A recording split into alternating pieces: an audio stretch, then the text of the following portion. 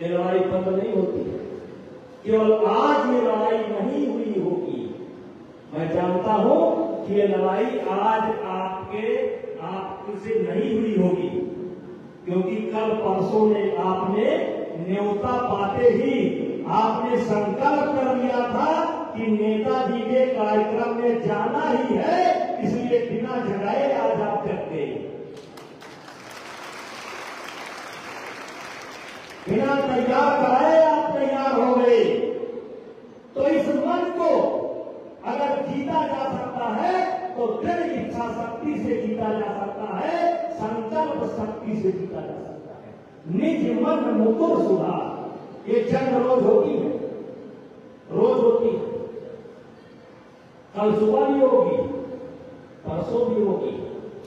और इसलिए मेरे बच्चों, निज मन मुकुर सुधार, जैसे शीशे को साफ करना पड़ता है, वैसे अपने मन को साफ करना पड़ेगा और फिर अपने बुद्धि और विवेक से देखना पड़ेगा अच्छा क्या बुरा क्या। और जिंदगी की शुरुआत यश से होती है, यश। और जब आप किसी चुनौती को यश, मुझे यूपीएससी क्लियर करना, मुझे स्वस्थ होना, मुझे डॉक्टर बनना, मुझे इंजीनियर बनना, जब आप दृढ़ इच्छा शक्ति से अपने संकल्प को मजबूत करते हैं तो वो संकल्प कैसे पूरा होगा उसके लिए आप प्रयास शुरू कर देते हैं। यस, तुरंत प्रयास शुरू कर देते हैं। नो नो तो तुरंत बहाना बनाने का प्रयास शुरू कर देते हैं। यस तो कैसे पूरा होगा इसके लिए प्रयास शुरू कर देते हैं। नो तो बहाना बनाने का प्रयास शुरू कर देते हैं। केवल खेल इतना ही है, यस और नो। जिसने यस को स्वीकार कर लिया, समझो महाराज जी का भाषण स्वीकार। यस और नो ये रोज होता है।